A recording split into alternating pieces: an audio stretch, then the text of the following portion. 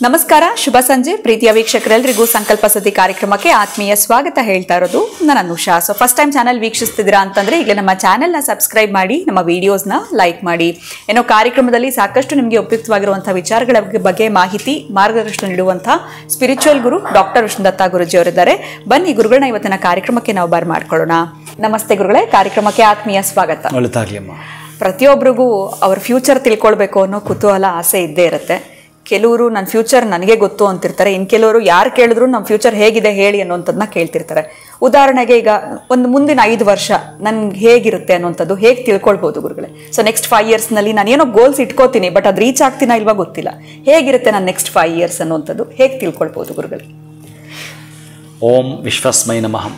ಪ್ರೀತಿಯ ಬಂಧುಗಳೇ, 5 ವರ್ಷ ಮಕ್ಕಳಾಗಿದ್ದರೆ ಅವರ ವಿದ್ಯಾಭ್ಯಾಸದ್ದು ಇದು ಅವರಿಗೆ ಗೊತ್ತಾಗುವಂಥದ್ದು. ಇನ್ನು ಯೌವನದಲ್ಲಿರೋವಂಥವರು ಆ 5 ವರ್ಷಗಳು, ಇನ್ನು ಉಳಿದ ಎಜುಕೇಷನ್ನು, ಅದರ ಜೊತೆಗಿನ ಅವರ ಜಾಬು, ಅದರ ಜೊತೆಗೆ ಅವರ ಪಾರ್ಟ್ನರ್ಶಿಪ್ ಬರ್ತಕ್ಕಂತಹದ್ದು, ಮದುವೆ, ಮ್ಯಾರೇಜ್, ಇವೆಲ್ಲ ಏನು ಮಾಡ್ಕೊಳ್ತಿರೋ ಇದು ಆಲೋಚನೆ ಇರುತ್ತೆ. ಒಟ್ಟಾರೆಯಾಗಿ 5 ವರ್ಷಗಳದ್ದು ಒಂದಷ್ಟು ಭಾಗಶಃ ಯಾರಾದರೂ ತಿಳಿದುಕೊಳ್ಬೇಕು ಅಂತಂದರೆ ಅವರಿಗೆ ನಡೆಯೋ ದಶಾಭುಕ್ತಿನೇ ಮಾತಾಡುತ್ತೆ. ಅವರಿಗೆ ನಡೀತಾರೆ ದಶಾಭುಕ್ತಿನೇ ಹೇಳುತ್ತೆ. 5 ವರ್ಷವೋ ಅಥವಾ 5 ವರ್ಷ ಅಂತಲ್ಲ, ಅದು 20 ವರ್ಷ ಕೂಡ ಇರ್ಬೋದು. ಶುಕ್ರನದ್ದು ಅಥವಾ ಶನಿದು 19 ಕೂಡ ಇರ್ಬೋದು. ಹೀಗೆ ಆಯಾಯ ದಶಾಭುಕ್ತಿಗಳು ಬಂದಾಗ ಹಾಗೇ ನೀವಿರುತ್ತೀರಿ. ಇಲ್ಲಿ ಒಂದು ಮಾತನ್ನು ಎಚ್ಚರಿಸಿ ಹೇಳೋದಾದರೆ, ನಮ್ಮ ಫ್ಯೂಚರ್ ಹೇಗಿರಬೇಕು ಅಂತಂದರೆ ನೇಚರ್ ಜೊತೆ ನಾವು ಹೇಗಿರ್ತೀವೋ ಆಗಿರುತ್ತೆ. ಪ್ರತಿನಿತ್ಯವೂ ಕೂಡ ಖುಷಿ ಸಂತೋಷ ವ್ಯಕ್ತಪಡಿಸಬೇಕಾದರೆ ನೀವು ಪ್ರತಿನಿತ್ಯ 2 ಕೆಲಸ ಮಾಡಬೇಕು.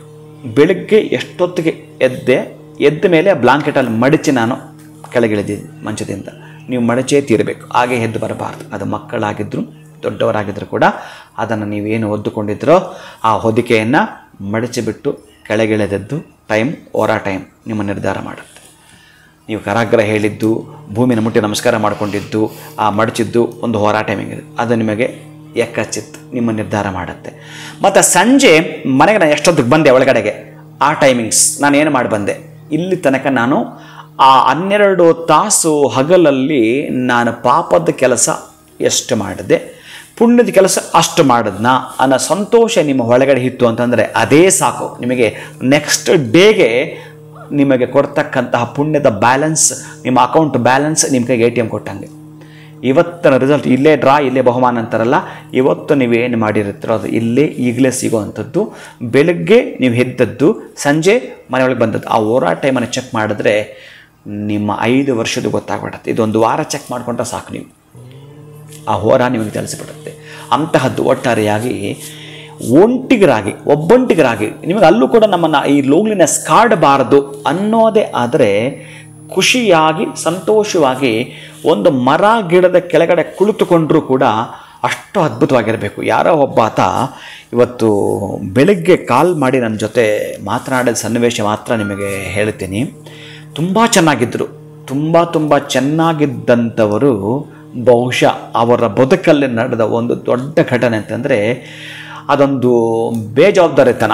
ಏಕೆಂತಂದರೆ ಈ ಅಶ್ವತ್ಥ ಕಟ್ಟೆ ಮೇಲೆ ಇದ್ದದ್ದು ಸುಮಾರು ವರ್ಷಗಳಿಂದ, ಅವರ ತಾತ ಮುತ್ತಾತನ ಕಾಲದಿಂದ ಇದ್ದದ್ದು ಬೇವಿನ ಮರವನ್ನು ಕಡಿದು ಬಿಟ್ಟು ಬೇರೆ ಯಾವುದಕ್ಕೆ ಉಪಯೋಗಿಸ್ತಾರೆ. ಅವಶ್ಯಕತೆ ಇತ್ತು, ಕಡಿದು ಬಿಟ್ಟರು, ಇನ್ನು ಸಣ್ಣ ಗಿಡ ನೆಡೋವಂಥದ್ದು. ಅಲ್ಲಿಂದ ಪತನ ಆಗಿದ್ದು. ನಾನು ಯಾಕೆ ಮಾತಾಡಿದೆ ಅಂತಂದರೆ, ಸ್ವಾಮಿ ಈ 4-5 ವರ್ಷಗಳ ಹಿಂದೆ ಈ ಕೆಲಸ ಮಾಡಿದ್ರು. ಆ 4-5 ವರ್ಷಗಳಲ್ಲೇ ಅವರು ತುಂಬ ಎಲ್ಲಿಗೋ ಪಾತಾಳ ತಲುಪಿಬಿಟ್ರು ಅನ್ನಲಿಕ್ಕೆ ಉದಾಹರಣೆ ಹೇಳ್ತಾ ಇದ್ದೀನಿ. ನೀವು ಮರ, ಗಿಡ, ಪ್ರಾಣ, ಪಕ್ಷಿಯನ್ನು ಪ್ರೀತಿಸ್ತೀನಿ ಅಂತಂದರೆ ನೀವು 5 ವರ್ಷಗಳಲ್ಲಿ ಹೇಗಿರಬೇಕು ಅಂತ ನೀವೇ ಚಾರ್ಟ್ ಹಾಕ್ಕೊಳ್ಳಿ, ಆಗಿರ್ತೀರಿ. ಪ್ರತಿನಿತ್ಯ ಬೆಳಗ್ಗೆ ಎದ್ದೇಳೋದು, ಮನೆ ಒಳಗೆ ನೀವು ಪ್ರವೇಶ ಆಗುವಂಥದ್ದು. ಇಷ್ಟನ್ನು ನೀವು ನೆನಪಿಟ್ಕೊಂಡು ಮಾಡ್ತೀನಿ ಅಂದರೆ ನಿಮಗೆ ಅಲ್ಲೇ ಸಿಕ್ಕಿಬಿಡುತ್ತೆ. ಯಾರಿಗಾದರೂ ಸರಿಯೇ. ಅದಕ್ಕೆ ನಾನು ಹೇಳೋದು, ಎದ್ದು ಕೂಡಲೇ ಒಂದಷ್ಟು ಇರುವೆಗಳಿಗೆ ಅಲ್ಲಿರಲ್ಲ ಆದರೂ ಒಂದು ಕೆಳಗಡೆ ಹಾಕಿ ಒಂದಷ್ಟು ರವೆಯನ್ನು, ಬೆಲ್ಲವನ್ನು ಹಾಕಿಬಿಟ್ಟು ಮುಂದಕ್ಕೆ ಹೋಗಿ. ಇದನ್ನು ಮಾಡಿ ನೀವೇನು ಕಳ್ಕೊಳ್ಳಲ್ಲ, ಪಡ್ಕೊಂಡೇ ತೀರ್ತೀರಿ. ಒಂದಷ್ಟು ಹಾಕಿದ್ರೆ ಒಂದಿಷ್ಟು ಪಡ್ಕೊಳ್ತೀರಪ್ಪ. ಇದನ್ನು ಮಾಡ್ತಾ ಬನ್ನಿ. ಇನ್ನು ಗಿಡ, ಮರ, ಪಕ್ಷಿಗಳು ನಾನು ಎಲ್ಲೋ ಹೋದಾಗ ಆ ಗಿಡಗಳು ಒಣಗಿದ್ರೆ ಅದು ನನಗೆ ಸಂಬಂಧ ಇರಲ್ಲ, ಆ ಎಲ್ಲಿಂದನೋ ನೀರು ತಂದು ಆ ಉಣಿಸ್ಬಿಟ್ಟು ಮುಂದಕ್ಕೆ ಅಂದರೆ ಮನಸ್ಸು ಒಳಗಡೆ ಬರಬೇಕು, ಖುಷಿ ಬರಬೇಕು. ಇದು ಎಲ್ಲಿಗಾದ್ರೂ ನೀವು ಹೋದರೆ ತುಂಬ ಒಣಗಿಬಿಟ್ಟಿರುತ್ತೆ ಗಿಡ, ಅದೊಂದಷ್ಟು ನೀರು ತೆಗೆದುಕೊಂಡು ಹೋಗಾಗ್ತಕ್ಕಂಥದ್ದು. ಇನ್ನು ನೀವು ಹೊರಗಡೆ ಹೋದರೆ ಕೆಲವು ಪದಾರ್ಥ ಸಿಗ್ತವೆ, ಈ ಪೂರಿ, ಈ ಮಿಕ್ಚರು, ಅದು ಇದು ಬಿಸ್ಕೆಟು, ಬಾಳೆಹಣ್ಣು ಅವೆಲ್ಲ ತೆಗೆದುಕೊಂಡು ಒಂದು ರಾಶಿ ಹಾಕಿ ಬನ್ನಿ ಅಲ್ಲಿ ಆ ಮರಗಿಡಗಳ ಹತ್ರ. ಯಾವುದೋ ಒಂದು ಮಂಗ ಬಂದು ತಿನ್ನುತ್ತೆ, ಹಳ್ಳಿಲಿ ಬಂದು ತಿನ್ನುತ್ತೆ. ಈ ಬಿಳಿ ಎಳ್ಳು ಜೇನುತುಪ್ಪ ವಾರಕ್ಕೆ ಒಂದು ಸಲ ಅಥವಾ ತಿಂಗಳಿಗೆ ಒಂದು ಸಲ ಆ ಅಶ್ವತ್ಥ ಮರದ ಹತ್ರ ಇಟ್ಟು ಬನ್ನಿ, ಇಂಟ್ರ್ಯೂ ಅಟೆಂಡ್ ಮಾಡಿ ಅಥವಾ ನಿಮ್ಮ ಅದೃಷ್ಟ ಪರೀಕ್ಷೆ ಮಾಡಿಕೊಳ್ಳಿ. ಅಷ್ಟು ಅದ್ಭುತ ಹೇಳ್ತಾನೆ. ಇದು ನೀವು ಮಾಡುವಂಥದ್ದು 5 ವರ್ಷಗಳು ನೀವೇನಾಗಬೇಕು ಅಂದರೆ ಇವೆರಡೇ ನಿರ್ಧಾರ ಮಾಡುತ್ತೆ. ಖಂಡಿತ ಗುರುಗಳೇ. ಸೊ ಫ್ಯೂಚರ್ ಅನ್ನೋಂಥದ್ದು ತುಂಬ ದೊಡ್ಡ ಸಬ್ಜೆಕ್ಟು. ಜೊತೆಗೆ ಫ್ಯೂಚರ್ಗಿಂತ ಮುಂದಿನ 5 ವರ್ಷ ಹೇಗಿರುತ್ತೆ ಅನ್ನೋಂಥದ್ದು ನಮ್ಮ ದಶಾಭುಕ್ತಿ ಅನ್ನೋಂಥದ್ದು ಡಿಸೈಡ್ ಮಾಡುತ್ತೆ. ಅದರ ಜೊತೆಯಲ್ಲಿ ನಮ್ಮ ಒಂದು ನೇಚರ್ ಜೊತೆ ಕನೆಕ್ಷನ್ ಹೇಗಿದ್ದಾಗ ನಮ್ಮ ಫ್ಯೂಚರ್ ಅನ್ನೋಂಥದ್ದು ಚೆನ್ನಾಗಿರುತ್ತೆ ಅನ್ನೋದ್ರ ಬಗ್ಗೆ ತಿಳಿಸ್ಕೊಟ್ರಿ. ಇನ್ನು ಇರುವೆಗಳಿಗೆ ನಾವು ಹೇಗೆ ಆಹಾರವನ್ನು ನೀಡಬೇಕು, ಬೆಳಗ್ಗೆ ಎದ್ದಾಗಿಂದ ಆ ದಿನ ರಾತ್ರಿವರೆಗೂ ಏನು ಮಾಡ್ತೀವಿ ಅಲ್ಲೇ ಗೊತ್ತಾಗ್ಬಿಡುತ್ತೆ ನಮ್ಮ ನೆಕ್ಸ್ಟ್ ಏನು ಅನ್ನೋಂಥದ್ದು ಅನ್ನೋದ್ರ ಬಗ್ಗೆ ಭಾಳ ಸಂಪೂರ್ಣವಾಗಿ ತಿಳಿಸ್ಕೊಟ್ರಿ. ಧನ್ಯವಾದಗಳು ತಮಗೆ. ನಮಸ್ಕಾರ. ಹರೇ ಶ್ರೀನಿವಾಸ. ಇನ್ನು ವಿಡಿಯೋವನ್ನು ಮುಗಿಸುವಂತಹ ಸಮಯ ಆಗಿದೆ. ನಮಸ್ಕಾರ.